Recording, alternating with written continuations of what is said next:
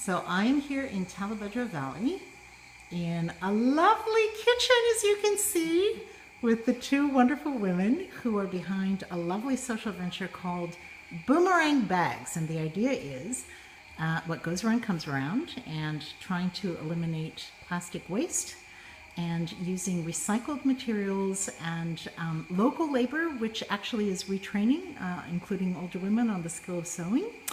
So tell us how a company that had A and Z banners approached you guys through Patagonia, where you have a relationship, to figure out how to not use these, make these beautiful banners go to landfill. So Jordan, what happened? ANZ produce banners for their advertising campaigns, and they switch the campaigns every 8 weeks or so.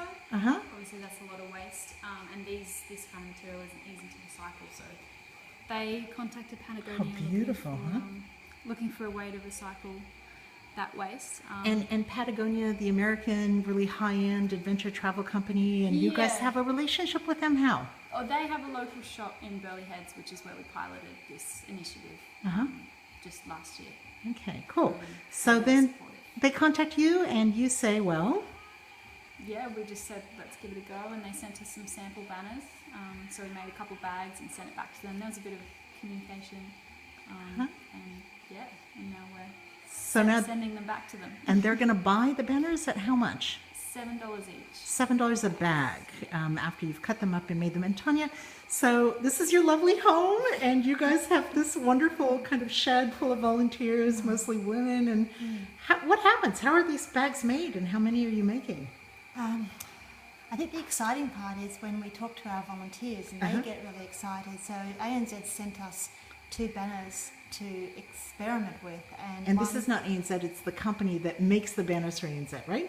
The company, okay. Yes, they did. Cool. So one of the volunteers got very, very excited, and she took the 2 banners home and she designed a bag. And once we had our template for what we were going to do. And so this is an example of that beautiful bag. Yes, so look at that. Nice long handles, so it becomes a slouch bag.